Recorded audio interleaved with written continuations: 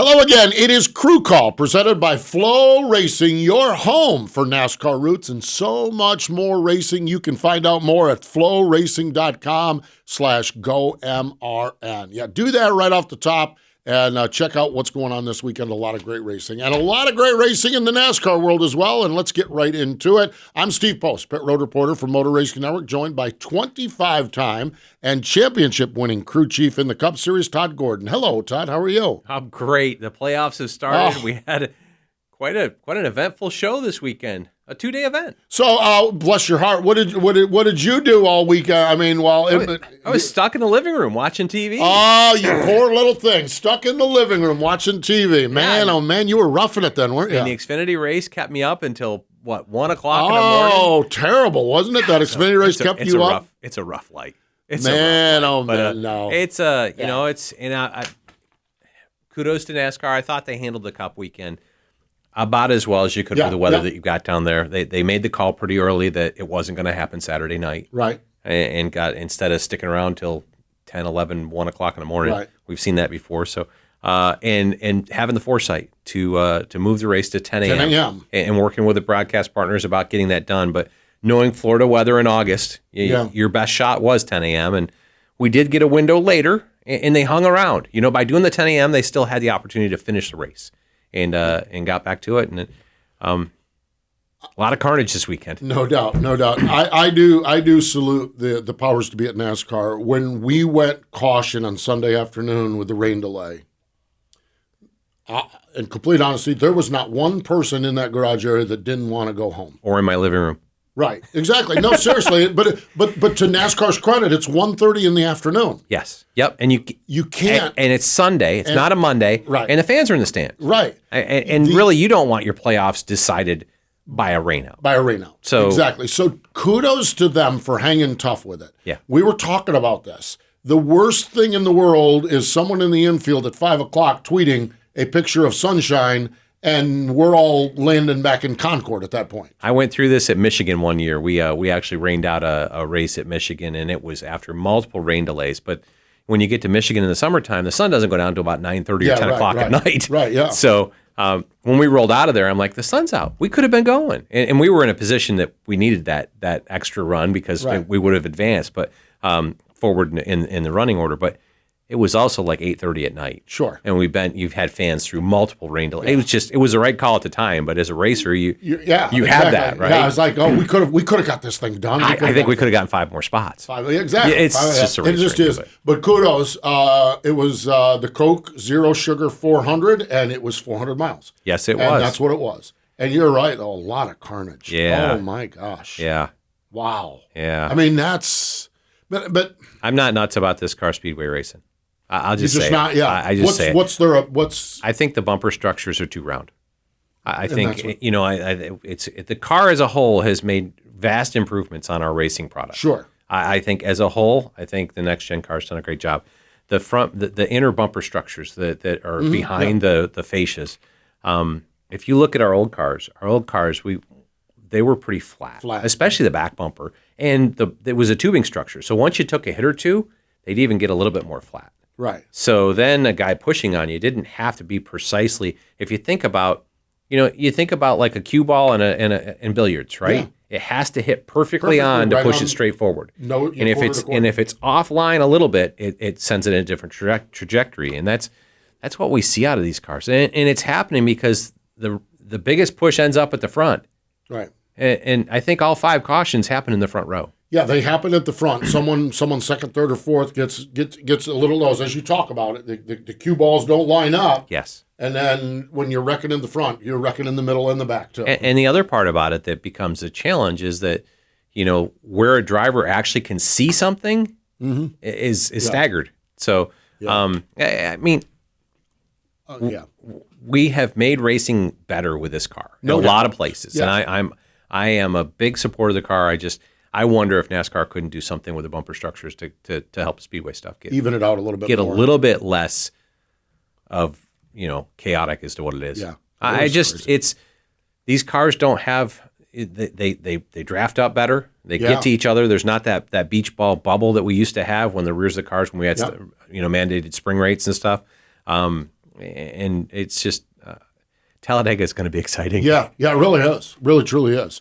When we get down to it, Justin Alexander is going to be our guest here. That's Austin Dillon's crew chief.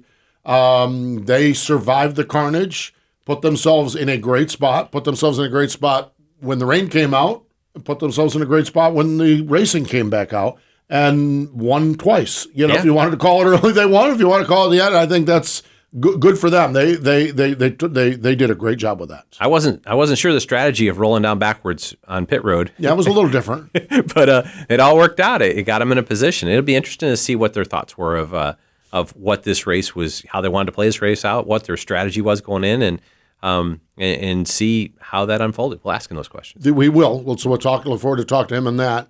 The point battle, the visual I have is cars have already left pit road. The field has left pit road. And here's wounded Ryan Blaney and wounded Martin Truex Jr. Truex pulls out in front of Blaney. They're just 55 mile an hour, fenders, tape, everything. I'm like, man, what a point battle down to the end. And when you think about it, 3 points, which is not, it's 3 positions at Daytona, but it's 3 positions in Kansas in or 26 Martinsville races. in 26 races. It's 3 positions, and if you're Martin Truex Jr. and James Small, you probably have a dozen 3 points where you're like, oh, we could have got it here, we could have got it here, we could have got it there. And this is this is a great opportunity for our fan base and listeners to understand why these race car drivers have to drive every position as if it's for your life. Because you look at it, and there's been multiple people that have chastised Ross Chastain for being too aggressive. Or, I mean, I worked with Joey Logano I got a lot of years of that. You've been there too. But that's 3 positions you've got to accumulate over. That's less than a position per race. Right. Or it's just over a position per race. No, it's less than a tenth of a position per race. Yeah. So you have to tooth and nail and fight for every position you can during the regular season because you don't know where this all falls out. And the playoffs will make this even bigger because now it's down to 3 races. You've got a cutoff that could be 1 point or 2 points. And it's also why having those playoff bonus points, every one of those stage wins you can get it's a bigger advantage going through this playoff format. So and you look at it now, we've got 15 points from 3rd to 16th. Right. That's all they're separated by. That's all there is. Yeah. So come Bristol, it's going to be you're going to have to fight your way out of that place. Yeah, absolutely. You're going to want to win Darlington or Kansas. That's what you're going to want to do. I think so. That's what you want to do. Because, and honestly, I think these playoffs and with this car, as inconsistent as we've seen the field be, if you can just put solid runs together, you're going to put yourself in a better position. Because somebody, I think in those first 2 races, there will be somebody who just puts themselves in a must-win position. And there will be a few of those. Yeah, but man, that little 2-letter word if. Just put yourself, because not many drivers this year have put together 3 consistent weeks in a row. Exactly. I thought going into Daytona, I thought Blaney was in a pretty solid position. I thought Martin had to be nervous. And that wreck happened before stage 1. I'm like, Blaney's in trouble. I didn't think that they'd get back out. I thought they did a phenomenal job fixing the car. We had Martin during rain delay coverage, and Martin said these crashes are killing him. Because Martin was on the lead lap or a lap down.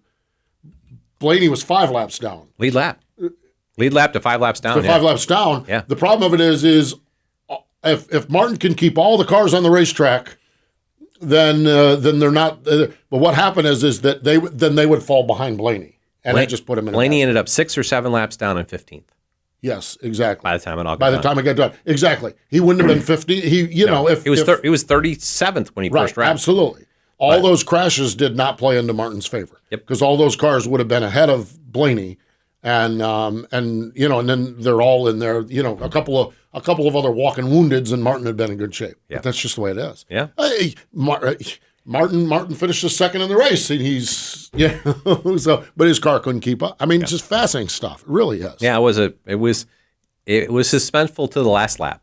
Yeah. Because you didn't know if Martin would get a run back with somebody, right, and get back up to second or third. Yeah, because, I mean, you have David Reagan's in there mixing it up. Martin could get on his front bumper or something like that. We know that guy knows how to get to the front. And we watched Martin push Austin Cindric out to a pretty big lead. Right, so you knew he could push somebody if he had a clean car in front of him.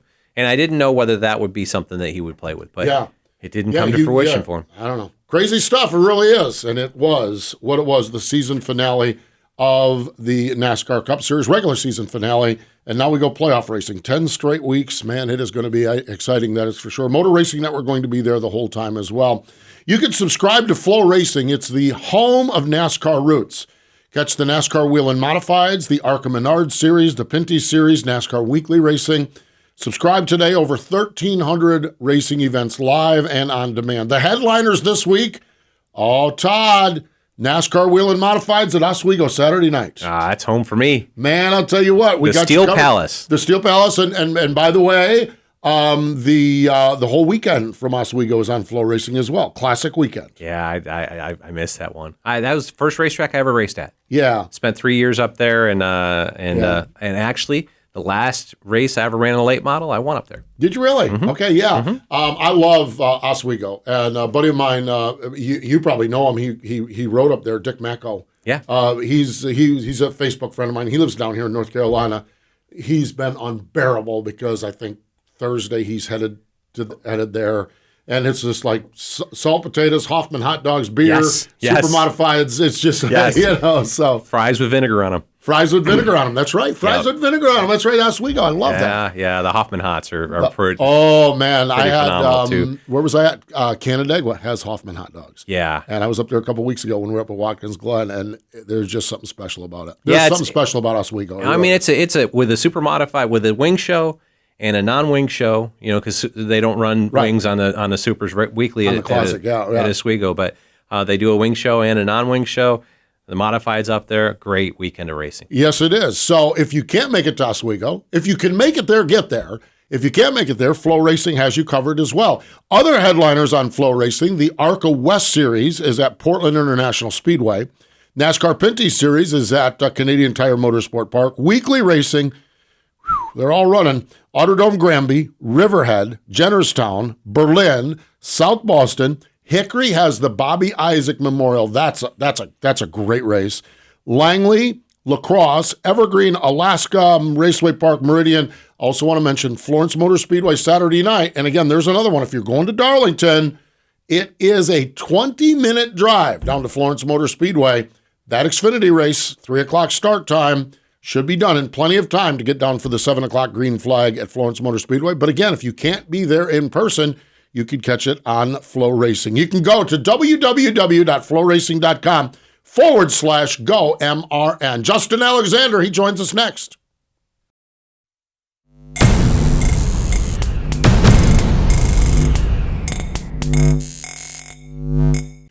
Welcome back. It is Crew Call presented by Flow Racing, the home of NASCAR roots. And we have wrapped up the regular season and did it in spectacular fashion. Well, spectacular fashion for a lot of people, including that number 3 car up at Richard Childress Racing, picking up the win, locking themselves in. And Todd, I was in Victory Lane. Mike Dillon rolls into Victory Lane, of course, Austin's dad. And I said, that's just how you scripted it, isn't it? And he said, yeah, that is just how he scripted it. Joining us here is the crew chief, Justin Alexander. And boy, there's no scripting down at Daytona. My gosh, what a 400 miles you guys had down there. Congratulations. Has to feel good to come out on the top end of that thing.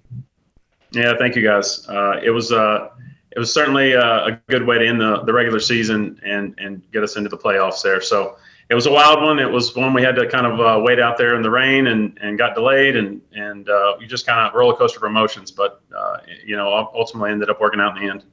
Building into the weekend, what was the game plan, and how did that deviate during the race for you? Well, obviously we knew we had to win to get in, and that was the ultimate goal. Going into the weekend, barring any rain, we were planning to just kind of ride a little bit the first stage and try to miss some of the big one. And typically that July race, I think the average is maybe 29 cars are involved in accidents in that race over the last 10 years. So it gets crazy. So we knew that we were planning on riding a little bit and then kind of just going from there and really trying to race to the front from there. So after the delayed, and then we started on Sunday. The rain, we knew rain was threatening all race, and we knew that once we got to halfway, it could be over. So we did ride a little bit that first stage, and we still kind of had that plan in on Sunday, and then as soon as second stage started, we just went to going. And fortunate enough, we did get involved in a few incidents prior to the rain, to the big one in the rain. We spun down pit road backwards. I think we did a backwards pit stop with some damage there, and went a lap down right there before we got our lap back, and right before the rain came, and then we got involved in another incident with got a little fender damage on that. So nothing crazy. Guys just kept working on it. We kept working on it, staying in it, keeping our heads in it. Ended up getting the lucky dog right there before the rain came, and got back on the lead lap, and really we were riding 15th and going into one, and somehow the entire field crashed, and amazingly somehow we went to the apron, and he just he got through it. Typically that doesn't happen. It's unfrequent that you can get through a wreck like that unscathed. So it was very fortunate. You threw a number out there that was interesting to me, because my perception's been a little different. I want to talk a little bit about it. You said average of 29 cars involved in incidents over the last 10 years. I feel like the incidents have gotten worse with this car. And to me, this is outsider looking in. The bumpers are more round. The pushes are harder to line up. Do you feel that way, or is that just what we've seen historically out of this July race? I think historically, I think this July race is, especially being a playoff cutoff race, ultimately that's going to lead to more guys being a little crazier and a little more out of control. But I think the nature of this car in general, I think it's a little tougher to drive for these drivers. And throughout the season, we've seen a lot more incidents, even in practice, guys just spinning out, and wrecking in practice on their own. And the drivers are really pushing this car to the limit, and I think this car is not as easy to save as the previous generations when they do get sideways and some of those things. So I think these drivers are kind of pushing the cars to the limit throughout practice, throughout qualifying, and we've seen a lot more incidents, qualifying, practice, even in the races where guys are losing it on their own or really just getting, involved in incidents more in the race. So I do think that this generation has led to more incidents in general. But I think this race, the Daytona race, has always been I don't know where I got that stat from. I found it on Twitter somewhere, but about the average of 29 cars. If it was on Twitter, it's got to be true. No, it's got to be true. Yeah. So no, I think it came from a reliable source. I just it's just it's not unbelievable. It's really it's the nature of speedway racing, to be honest. And I think with everything's amped up, especially that last race, all the guys that are on the outside looking in are just fighting. And you saw that multiple times, guys leading the race on Sunday that weren't in the playoffs. A bunch of guys, and the rain could have come at any time, and any of those guys could have, several guys could have got into the playoffs. So I don't know. It's just it's crazy and fortunate, it worked out for us. Justin, you mentioned something about the guys having to be on the edge, and prior to you joining us, Todd and I talked about it. We were talking in reference to the point battle, that Martin Truex Jr., 3 positions, not 3 positions at Daytona, 3 positions in the 26 races could have made the difference. How intense is it week in and week out for you guys to scratch and claw, knowing that could have been you as much as it could have been Martin Truex Jr.? How intense is it? How on the edge are you guys? Have you been all season long? Well, it has been me, and over the past couple years, we've been fighting for playoff points positions there late, or even in the playoffs when you're fighting for every point. With stage racing, it's always in the back of your mind. You're always just trying to accumulate the most points, and we've never seen this many winners, right, in a season, and so we've never really gotten down to this, to where it's only going to be, it's crazy to think that a guy that far up in points missed the playoffs. So I don't know how they went about things, but from my perspective, we're always trying to maximize points throughout the day and trying to, get those stage points, just because it always comes down. It seems to always come down to 3 points, 5 points. You're always close right at the end. And it's always that one time, that one race, you wish you could go back and do something just a little bit different, just to get those 3 points or whatever. And it's always a focus, but at the same time, sometimes you have to just lay it out there and go for the win, and give up those points. So the win fixes everything, right? Yeah, no, always. So it's great to be in the playoffs. I'll say that. As we look at this first round, tracks we go to in the first round were decent finishes for you earlier in the season. 9th at Darlington, 13th at Kansas. You had to feel good about the notebook going back and what you had from those races. Yeah, we do. We really didn't have that great of a car at Darlington in the spring, and we managed to finish 9th there. And Darlington's one of Austin's better tracks. We've run pretty well there over the years, had some good finishes in the playoffs over the years. So I think we've learned a lot on our mile-and-a-half stuff and our intermediate packages since then, and that we're going to take back. And I think we'll have a much stronger car going back. And same thing at Kansas. We didn't have the best car. We managed a good finish. And then Bristol has always been a good track for Austin too. So that one's going to be the little bit of a wild card. We haven't been there this year yet on that configuration of track, and it's going to be a little bit different with this car, and I think everyone's going to be trying to figure it out for the first time. So it's going to be crazy, but I feel good about what we have in the 3 tracks we have in this first round.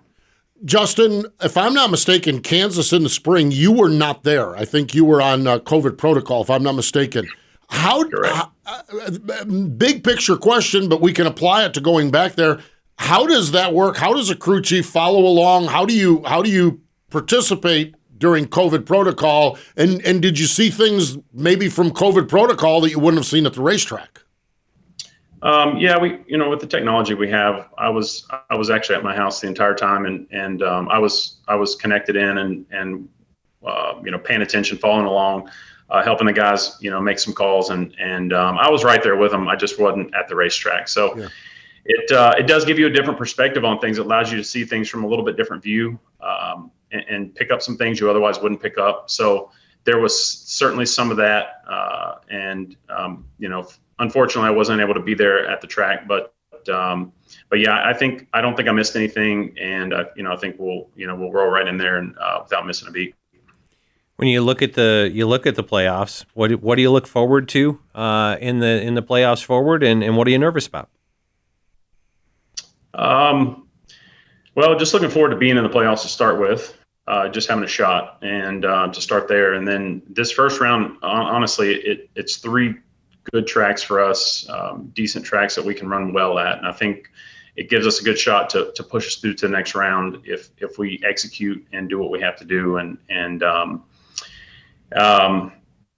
the unknowns and what worries you, you're always worried about, you're worried about everything in the playoffs, honestly, and worried about having that bad pit stop or that penalty and losing track position or going a lap down or being involved in a crash, maybe that's not of your own doing, that kind of puts you behind. So there's all these things. There's tons of things to worry about, but we're not going to, try not to worry about those things. We have a plan for everything.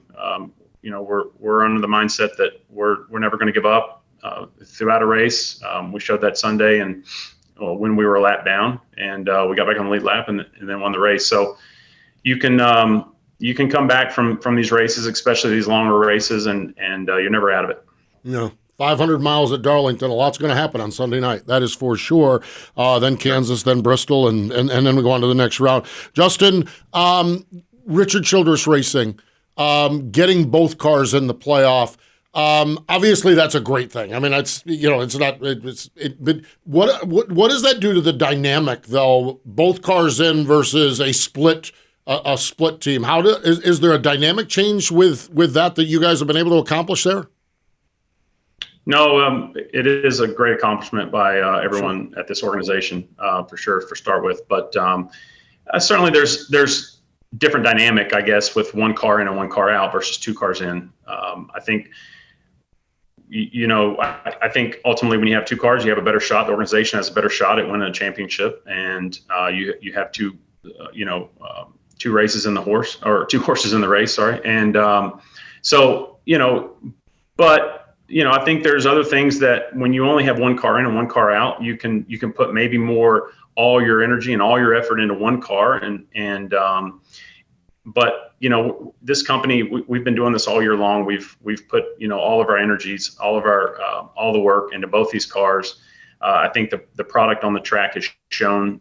We've run good all year long. The 8 car's been running well all year long. Has 2 wins. So I think we're going to just continue to do the same thing. And the 8 car and the 3 car, we work really well together. We set the cars up. We really work off each other in the simulators, and I get along with Randall really well. We're good friends, and we share a lot of things. So we tend to go very similar to the track sometime, and we work off. We're able to work off each other during the weekend too. So I think the good relationship we have, and I think it's going to pay off to have both of us in here and pushing each other, that much harder, to help us, achieve more in the playoffs. Mm-hmm. Yeah, and first time since 2017 that you've put both cars in the playoffs, and I think that speaks for what I've seen out of your program. Your program's elevated this year from where we've seen it the last couple of years as a whole. I think both of you have been competitive at times. You were 2 feet from winning the Coke 600. I felt like that's right. Really, really close, and a great run down through there. Put yourselves in positions again. How much did taking on the development of this next gen car? How much do you think that's had an impact on the kind of resurgence and being where you are? Because you guys have definitely elevated your game this year relative to where the last couple of years have been. Sure. No, that certainly helped us, I think, from the get-go this season. I mean, we started off the year really strong. We had some good, even starting at the Clash, we had really good races at the Clash with both cars. We had the first couple races, we finished second at California. We, Tyler ran really well at a lot of those tracks, and us the same. So I think that development and the car changed. The car we're racing now is not the same car that was developed exactly, obviously, and we had very few parts and pieces back then, but it did give us a little bit of I'd say a jump on how to, on some of the, other details that you take for granted on assembly and some other things. So I think getting to run the car and develop to help to be a part of developing the car certainly helped us a little bit. And but we've had to go, we've had to do a lot since then. So I think it helped us from the get-go, and then we've had to push hard as we've seen some of these other teams and manufacturers kind of take a step up and find some things, the Toyotas and the Fords and so we're just trying to keep up, and I feel like the Chevrolets have done a great job this year as a whole to stay with those guys, and I think we're going to have a really good shot at bringing home a championship. Yeah, and I want to back that one up and just make sure it's clear. I got to do 2 of the next gen tests, one with Joey, one with Ryan, because I kind of shuffled teams between that. I thought you guys did a phenomenal job of helping everybody and being there. I thought really it was a Class A effort of helping this car to get to where it is. I think you guys have to take pride in really the success we've had out of this car as well, because you implement a lot of things. I thought you guys did a great job with that. Going to a different subject here. This is your second session working with Austin, and it's a different kind of environment for you. It's got to be. You've got 3 generations of family that work around you, for you, above you, beside you. What's that like for you? I don't know. I guess I'm kind of used to it by now, and it's kind of second nature. But it is. It's certainly. It's fun to be a part of this. In the family and with the multiple generations that are here and involved with the company. So. I don't know. It's something I've been doing for so long now. It's kind of just second nature, and it doesn't affect me. It doesn't bother me. It's just part of the deal, and it's part of the organization. But it's special to be a part of this organization and the history here and all that goes along with it, and this car number and being with Austin and trying to help him succeed and grow has been fun. Do you ever get to step back and realize that now this is the second time you've put the 3 in the victory lane at Daytona? You guys won the Daytona 500 a few years back as well. I can't imagine. In victory lane, I saw Richard in victory lane, and I'm like, it's just right that Richard Childress is in victory lane, but it's right that 3 cars in victory lane at Daytona as well. Do you ever just stand back and say, man, that's pretty badass, that's pretty cool? I don't think I've done that yet.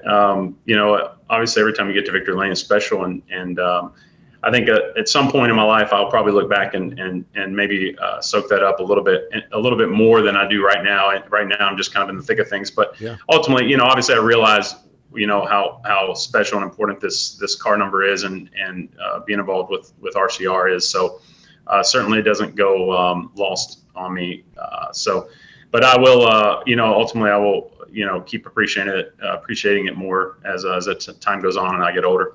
Yeah, no doubt. It's fascinating. It really, truly is. It was really cool, and love getting the chance. I actually ran over with MRN and caught a quick quote from Richard there in victory lane, because I just thought that was really, really special. Your history there, 2017, 2018, you were with Austin. 2019, you did a limited schedule, variety of drivers, some Xfinity races, and he came back in 2020 with Austin. That downtime, was it like riding a bike when you guys got together? How important was that downtime? And you guys had success back in the first stint as well. What was it like getting back together 2020? Really, it was like right where we left off.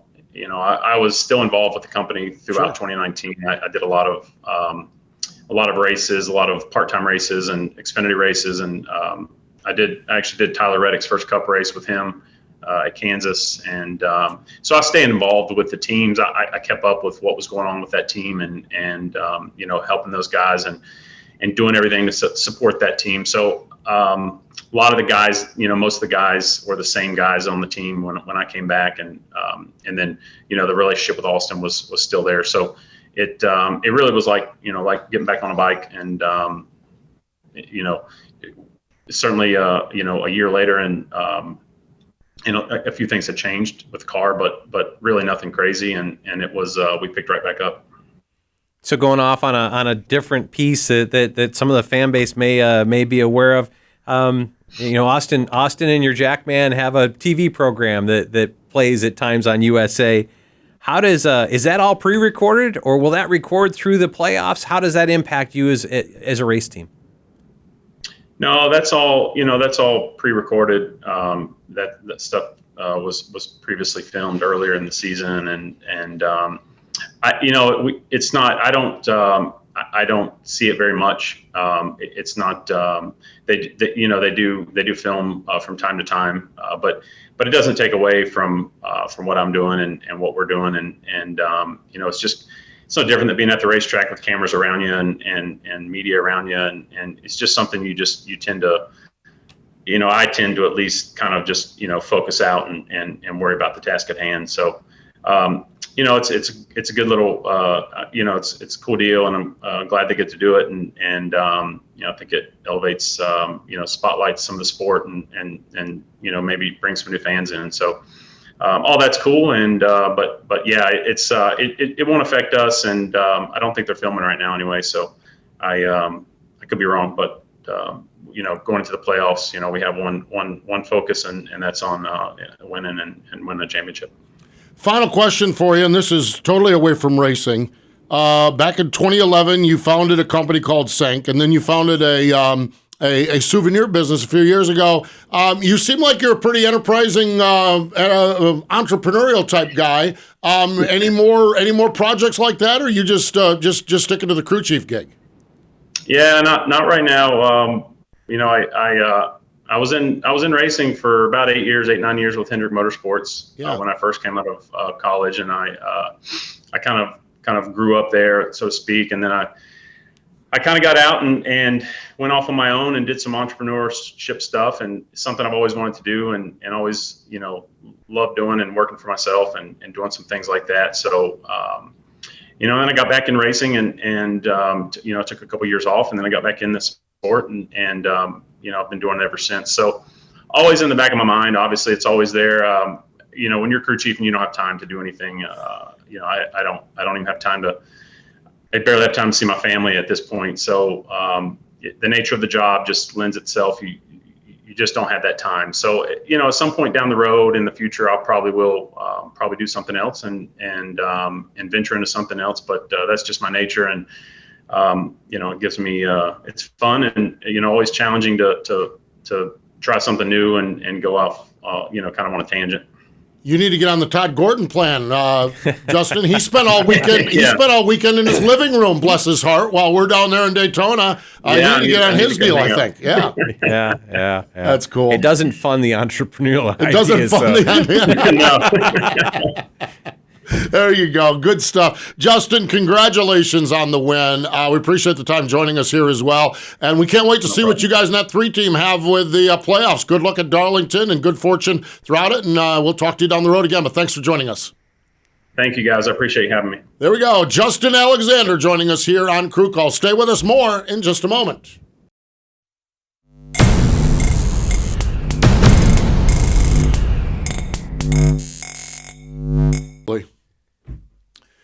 Welcome back. It is Crew Call presented by Flow Racing, the home of NASCAR roots. Todd Gordon and Steve Post here, and going to be fascinating to see how that 3 car, how that 8 car, how they navigate the playoffs. Going to be fascinating to see how 16 of them do. I mean, this is we're at the most wonderful, fascinating time of the year, and we're going to Darlington of all places. And uncharted territories with where this car's been this year, and different organizations having speed at different times, and the comers and goers. It's gonna be interesting, and nothing like kicking off the playoffs with what I would call the longest. And I was talking to Blaney about this on Monday. The most grueling event of the year. Yeah. I mean, 500 miles at Darlington. I asked Blaney point blank. Yeah. 500 miles at Darlington, Coke 600. Yeah, by far, 500 miles at Darlington is way harder on you.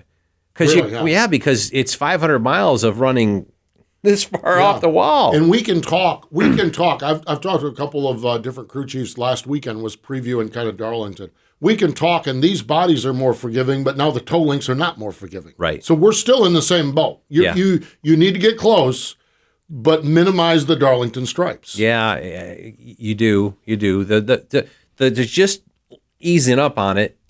That's not the penalty it used to be. Right. But you can't hit it hard. And then the grip strip that they've got off of turn 2, where they repaved turn 2, it actually made that a harder part of the racetrack because it's harder to pass. You can't drive down under somebody because your left sides end up off the grip.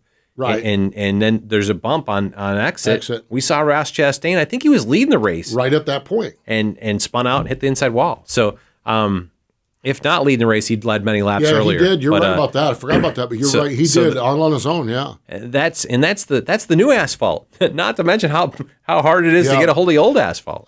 Chatted with Kevin Harvick, and I asked him about the Harvick line through 3 and 4, and he said we haven't got there yet. So he says we're snuggled up to the wall. Yeah. Now, so we'll see. Now, I also sense that Kevin is not convinced that the Harvick line can't be found down there on the inside. It'll come to play. It'll come to play. But it's just fascinating. And we talk about change. We talk about this changed here and this changed here. We're going street racing. We're doing this. I am telling you what, and some people like this and some people don't like that and everything else. Whoever decided the Southern 500 starts the playoff is a genius. Yeah. It's like that person deserves a perpetual attaboy. It belongs on Labor Day weekend. And it belongs on Labor Day weekend. Darlington, South Carolina. Boys, you want to go playoff racing? Let's get ready to work up a sweat. Here we go. It's what an iconic way to kick off the playoffs. And I think it's going to be a great show. 500 miles, 3 segments that are very similarly that's done. right. Yeah. 12 sets of stickers. You'll wish you had 14. Yeah. Most pit stops we'll probably do all year long. Action on pit road. I mean, even if you don't have cautions, I laid this one out. I think there's 8 or 9 pit stops anyway, without cautions. Yeah, without cautions. And then, as a crew chief, if you've got 2 laps on a set of tires and a caution comes out, you're going to come put tires on. Except the year that Carl Edwards won with Darian Grubb. Which is true, but that was closer to when they repaved. Right. Darlington, since the repave, has now come back to being the Darlington that we knew, that we grew up racing on. There was. I mean, the 78 car won there, staying out with Regan Smith. Right? But that was right after repaint. Yeah, that Carl Edwards Darian Grubb thing is in the lure of MRN. Winston had Carl in his fantasy racing team, and so we ran 4 or 5 laps. Caution comes out. Everybody comes down pit road except for Carl. Carl's out on the racetrack. And green flag comes out, and everybody goes to Carl. Winston's on the second channel. And he says to Alex Hayden, he said, walk right up on that pit box and punch Darian Grubb right in the mouth for me. Just joking around, just having a good time joking around, Yeah. A little bit later, I'm walking down pit road. I see Greg Zipadelli. I said, and he's calculating. He said, we're going to run out of tires. Yes. And it's like, what? And he says, we're going to run out of tires at this pace. And all of a sudden, as we're getting closer and closer to out of tires, there was one team that was not going to run out of tires. Caution with 10, 12, 15 laps to go. Here comes, and Carl got his lap back with a lucky dog or something. Yep. Here comes Carl down pit road, only car on pit road. And Alex is like, Winston, you still want me to go up there and punch Darian Grubb in the mouth? And Winston's like, no, it's all good right now. That's really... And boy, I'll tell you what, Carl was a man among boys. Then it was a matter of just not running over people as he was trying to get forward. I mean, that's Darlington is so awesome down there. So fascinating, really. Not only is the asphalt so wore out that you don't want to run 20 laps on tires, but the two ends are so different. Yeah. That you've got to run, 1 and 2, you've got to run dead up on a wall. And actually that grip strip has changed how you run that place because now you actually run your momentum until you get to the grip and then you can turn off. Yeah. But and to the Harvick line, I think it comes back. I actually think we'll see it this weekend where you can run down low or you can run right up against the wall. 3 and 4. As I remember having a conversation with Joey of you think the bottom plays and he's like, no. And like lap 5, he's on the bottom. Right, yeah, exactly. Okay. Yeah, yeah, it does. I guess it does. This was low downforce, when we went to that. And I think this place is going to be pretty racy. The runs off the top of 3 and 4 are incredible. But if you can get down to the bottom and creep around it and get up where you can block that run, you're in a great spot for passing cars. So what a phenomenal place to go to kick off the playoffs. And it's just... It's going to be exciting. And the green flag pit stops, getting to pit road. I mean, there's so much built into this event. Yeah, it will test every aspect of your team. Yes, it will. And that's what it needs to be. Yep. And that's what's awesome. And that's why we love it that so much. We're just going on and on about it because we just can't wait to get there. That's for sure. Motor Racing Network will be there all weekend long. Our coverage starts Saturday at noon. We have Cup Series practice and qualifying.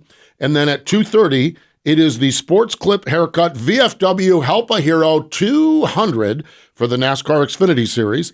Sunday, our coverage on MRN, 5 o'clock Eastern Time, the Cookout Southern 500 NASCAR Cup Series race. You need to go to Darlington. First option, go to Darlington. If you can't go to Darlington, then just sit back, pop some popcorn, and twist to send on Motor Racing Network. We'll have you covered all weekend long. Man, there's a couple of weeks a year that, and this is playoffs to some degree, but even in the spring, I look forward to Friday just driving there because I know we're in for something special. Yeah, it's a just iconic event. Yeah, and it's action going all the time. You don't need cautions to make this place exciting. No, and that's the cool part about it is you can go caution free and it's still. Just a whale of a race with all the cycles and pit cycles and things that are happening. A great event and just kicking off the playoffs with this with the Southern 500. Yeah, it's a crown jewel and one that's well worth the. If you won there, you've done it. And the guy that wins this one, if he's a playoff driver, woo, man. Yes, it is a big win to win the Southern 500. It is even bigger to win this first round because then Kansas, which has become a wild, Lord knows why that's a wild card race, but that thing gets out of control. And so to Justin, we have not had this car on Bristol concrete yet. And Bristol's a 500 lap event, and I'm hearing the possibility of shifting. Ooh, man, oh man! Imagine having to shift 4 times in 15 seconds. Go win Darlington, and you don't have to worry nearly as much about shifting at Bristol or anything else at Bristol. We'll see where it goes, but it's what an event we're getting ready to kick off the playoffs, and it's going to be exciting. Exciting, that is for sure. We are so glad you joined us here. Thank you to Justin Alexander from up at Richard Childress Racing for joining us. More important, though, than all of that, thank you for joining us here on Crew Call, presented by Flow Racing, the ultimate digital home track for race fans everywhere, whether it's dirt, asphalt, drag racing, off-road, you can find it. Learn more at flowracing.com/GoMRN. Thanks for joining us, everyone.